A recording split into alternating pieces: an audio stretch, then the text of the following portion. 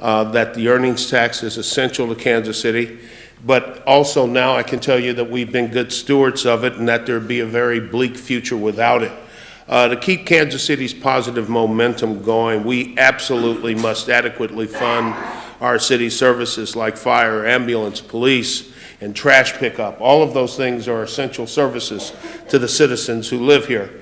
The earnings tax brings in about $230 million, or roughly 40% of the city's general fund each and every year, and is paid by everyone who lives and/or works in the city. Without it, the city would be forced to make drastic cuts in services, including firefighters, ambulance personnel, and police officers, and to dramatically raise other taxes, even if we had the authority to do so, which we do not under current state law. This tax is both fair and broad, and it's based in the belief that every wage earner who works in Kansas City has some obligation to help us pay for the services that they consume.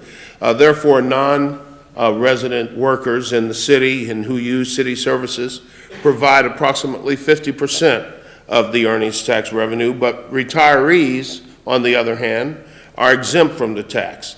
And that's been in place since it was first approved by voters in 1963 and has been approved repeatedly since then.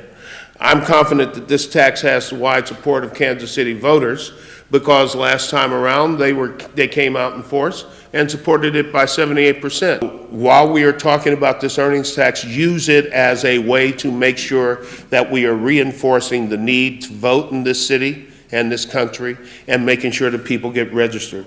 There are no good options without this tax, but we can make something good come out of this conversation to bring this city together and to reinforce again the need for us to work together and to understand how really truly blessed we are to live in a city of this quality in this country. If we want to keep this quality, if we want to keep our momentum, if we want to continue to become known as one of the best cities in this country, then we can't stop now. We can't take anything for granted now. We have to get out and work to save this earnings tax and to get our people back to the ballot boxes and voting properly.